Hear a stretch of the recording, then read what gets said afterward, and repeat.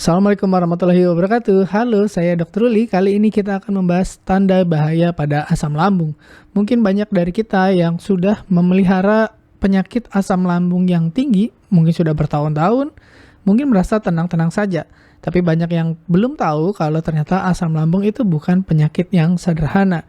Bisa saja terjadi komplikasi, misalkan anemia, kemudian kebocoran, dan tidak jarang juga asam lambung berujung pada kematian karena komplikasi-komplikasi yang tadi yang seharusnya bisa dicegah. Nah, gimana caranya supaya kita bisa mencegah? Adalah dengan tahu tanda-tanda kalau asam lambung ini sudah berbahaya.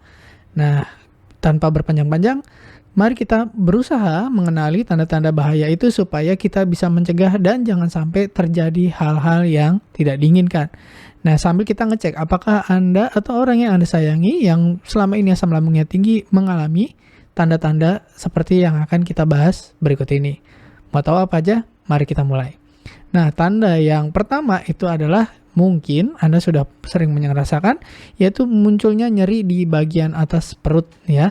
Nyeri atau rasa terbakar ya, lebih kayak terbakar lebih seringnya ya. Kemudian ini disebut juga heartburn atau chest burn ya, atau terbakar di daerah dada atau jantung. Nah, ini sebenarnya merupakan tanda bahaya. Banyak orang merasa rancu antara ini asam lambung yang tinggi atau jangan-jangan serangan jantung. Nah, sebenarnya cara memisahkannya atau membedakannya adalah dengan cara melakukan aktivitas. Jadi kalau kita melakukan aktivitas itu tambah berat, nyerinya tambah sakit ya, tambah seperti ditusuk-tusuk, dan rasanya itu sepertinya kok tidak ada hubungannya dengan siklus makan, itu biasanya karena jantung. Tapi kalau tidak ada perubahan dengan kita menambah aktivitas kok tidak tambah sakit, biasa aja ya, itu biasanya mungkin karena asam lambung tinggi. Tapi kalau asam lambungnya sudah sampai menyebabkan ada nyeri di bagian atas perut, itu artinya asam lambungnya sudah keluar dari lambung biasanya, sudah namanya reflux ya. Itu ada nyeri, kita harus curiga jangan-jangan ini sudah asam lambung yang berbahaya. Nah, jadi nyerinya bukan di lambung aja tapi sudah keluar. Nah, berikutnya adalah nyeri yang lebih tinggi lagi dari di atas perut, yaitu di dada. Nah, kalau tadi di atas perut, sekarang nyerinya benar-benar di dada. Jadi mirip-mirip seperti serangan jantung juga. Ini sering disangka serangan jantung. Tadi cara membedakannya adalah dengan aktivitas. Jadi kalau bertambah berat, biasanya itu jantung. Jadi kalau kita berjalan atau melakukan tindakan yang membutuhkan tenaga lebih banyak itu tambah nyeri, berarti itu jantung. Nah, walaupun ini ternyata misalkan ternyata bukan jantung ya, hanya asam lambung, tetap ini berbahaya karena asam lambungnya berarti sudah naik ke atas ke daerah esofagus. Nah, kalau nyerinya intens, sangat nyeri sekali sampai tidak bisa hilang dengan minum, bisa tidak hilang dengan obat penurun asam lambung, ya kita harus segera cari bantuan medis. Segeralah Anda ke IGD ya untuk mendapat pertolongan gitu. Nah, kalau itu tidak hilang-hilang dan sangat nyeri sekali. Nah, kebanyakan orang itu tidak sampai ke nyeri yang sangat painful gitu ya. Biasanya naiknya sedikit, asam lambungnya ke atas ya, sampai ke daerah esofagus atau ke paru-paru atau sampai ke tenggorokan. Itu timbul yang namanya batuk atau pilek yang nggak sembuh-sembuh atau disebut batuk pilek kronis. Nah, ini biasanya asam lambungnya lebih tinggi lagi daripada esofagus sampai ke tenggorokan.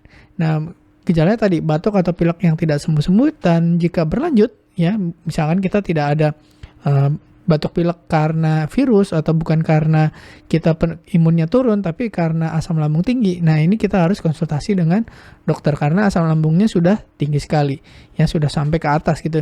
Yang berikutnya, kalau asam lambungnya masuk ke saluran nafas ya tentu saja bisa bikin sesak napas. Ya, jadi sesak, kemudian susah napasnya. Nah, ini berbahaya juga. Jadi kalau sesak napasnya berkepanjangan bisa menurunkan kadar oksigen dalam tubuh kita. Jadi kalau kadar oksigennya turun, saturasinya turun, nah nanti kemampuan organ-organ kita untuk metabolisme juga turun. Yang terjadi apa? Organ-organ kita bisa rusak, mulai dari otak, jantung, dan lain-lain. Jadi kalau ada gejala sesak napas karena asam lambung tinggi, segera cari pertolongan dokter. Berikutnya adalah ketika naik ke atas dan ada pembengkakan di saluran cerna ya, di tenggorokan atau di esofagus sampai rusak. Nah, ini membuat kita susah menelan, namanya disfagia. Nah, bukan nyeri tapi susah. Waktu ditelan kok kayaknya makanannya kayak nyumbat gitu ya, nggak masuk-masuk. Nah, ini berbahaya sekali yang namanya disfagia karena pembengkakan daerah esofagus atau daerah saluran cerna ya. Jadi perlu evaluasi medis, jangan sampai pembengkakannya makin lama makin besar. Yang ditakutkan adalah selain menutup saluran makan, ini juga bisa menutup saluran nafas. Berbahaya sekali gitu ya. Kemudian adanya perubahan berat badan. Ya, saya asam lambung doang dok, tapi berat badannya kok turun ya. Berat badannya turun padahal nggak diet ya. Nah, ini bisa karena asam lambung tinggi. Ya, berat badan turun tapi tidak diet, tidak disengaja gitu. Perlu dikonsultasikan dengan dokter karena bisa jadi ada kerusakan di organ lain yang menyebabkan berat badan kita turun atau kemampuan tubuh kita untuk menyerap makanan itu juga turun. Jangan-jangan sudah ada kerusakan di saluran cerna. Jadi harus konsultasi segera dengan dokter. Berikutnya adalah muntah darah atau keluar muntah tapi warnanya agak merah atau agak kecoklatan seperti atau terak gitu ya. Nah, mual muntah dengan darah atau cairan yang mirip terak nih, seperti di gambar ini warnanya ya. Ini perlu dianggap serius dan perlu perhatian medis segera. Kenapa? Karena kalau darahnya keluar terus, nah lama-lama kita bisa anemia. Kalau kita anemia, HB-nya turun terus, ya lama-lama lemas, letih, lesu dan bisa pingsan gitu ya. Kalau dibiarkan terus-menerus, lama-lama juga bisa kehilangan nyawa, bisa meninggal juga ya. Berikutnya adalah tadi keluarnya lewat atas. Nah, sekarang kalau perdarahan tapi keluarnya lewat bawah. Nanti fesesnya atau kotorannya itu berwarna gelap atau darah. Jadi setiap hari kita sebaiknya ketika buang air kecil, buang air besar, selalu memperhatikan apa yang keluar gitu. Kalau warnanya gelap atau warnanya seperti merah, seperti darah gitu ya. Nah, kita harus curiga jangan-jangan ini ada perdarahan. Apalagi kalau kita punya riwayat asam lambung tinggi yang sudah menahun gitu ya. Nah, kalau sampai terjadi seperti itu, risikonya sama seperti tadi muntah darah adalah anemia, kemudian nanti bisa pingsan dan bisa meninggal dunia. Jadi kalau ketemu seperti ini segera konsultasi ke dokter. Oke. Kemudian anemia. Jadi anemia itu hemoglobinnya rendah, kemudian pucat karena apa? Tadi lambungnya berdarah terus-menerus, bisa keluarnya lewat atas, muntah, atau keluar lewat bawah, ya, lewat feses gitu. Nah, jadi anemia, HB-nya rendah. Kalau dilihat matanya, ya seperti di gambar ini pucat gitu ya. Nah, kalau nggak diobatin, lama-lama bisa komplikasi, bahkan meninggal dunia gitu. Percuma Anda minum misalkan tablet penambah darah atau makan makanan suplemen atau makan makanan yang mengandung zat besi tinggi. Percuma selama perdarahannya tidak diatasin. Jadi kalau ketemu anemia dan penyebabnya adalah karena asam lambung yang tinggi, jangan-jangan ada perdarahan di saluran cerna. Jadi waktunya Anda untuk konsultasi ke dokter karena anemianya tidak akan bisa sembuh dengan obat-obatan. Jadi harus dihentikan dulu perdarahannya. Oke, yang ke-10. Ya, gangguan tidur atau saluran cerna malam hari. Jadi kita jadi susah tidur ya, asam lambungnya naik ke atas ya. Seperti ada cairan yang ke atas, rasanya panas dan pedas mungkin ya, terutama saat berbaring ya, menyebabkan kita susah tidur ya, gampang bangun atau nggak bisa-bisa tidur, namanya insomnia. Ya, oke, yang ke-11 yaitu gusi mudah berdarah. Nah, kebanyakan orang merasa gusi mudah berdarah itu kurang vitamin C gitu. Nah, tapi kalau Anda punya riwayat asam lambung tinggi bertahun-tahun, bisa saja ini penyebabnya adalah asam lambung yang naik sampai ke mulut. Jadi kalau misalkan terasa pedas, terasa panas ya, sampai ke mulut, terus kemudian gusinya berdarah, jangan-jangan gusi berdarahnya bukan karena kekurangan vitamin C, tapi karena asam lambung yang naik gitu ya.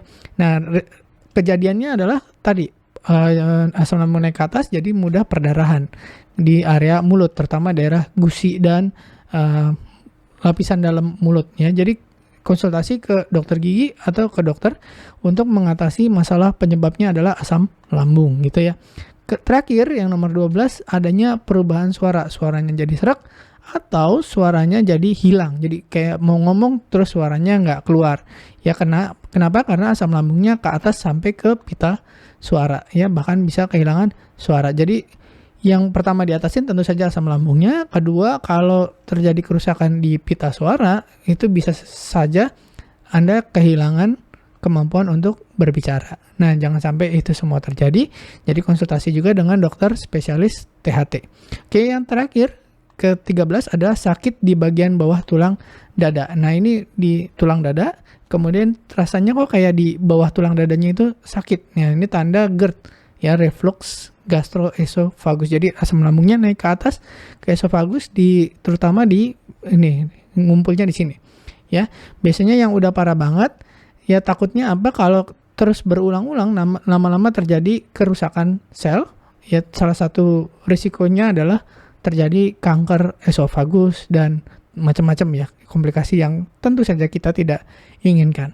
Mudah-mudahan Anda yang sudah punya asam lambung bertahun-tahun lebih bisa menjaga asam lambungnya supaya tetap stabil dan tidak sampai terjadi hal-hal yang tidak diinginkan. Tapi kalaupun Anda menemukan tanda-tanda yang tadi kita sebutkan, ada 13 tanda yang berbahaya tadi, segera konsultasi ke dokter untuk mencegah jangan sampai terjadi komplikasi yang lebih serius. Gitu. Mudah-mudahan apa yang saya sampaikan bermanfaat. Terima kasih sudah menyimak sampai selesai. Assalamualaikum warahmatullahi wabarakatuh. Terima kasih telah menonton hingga selesai. Jangan lupa tulis pendapat Anda di kolom komentar. Saya Dr. Ruli dan saya sangat senang bisa belajar dan berbagi dengan Anda. Salam hidup sehat dan mulia. Jangan lupa tekan tombol like, subscribe, lonceng notifikasi, dan ikuti media sosial kami sehingga Anda tidak akan melewatkan ilmu berguna lainnya dari kami. Sampai jumpa di video berikutnya.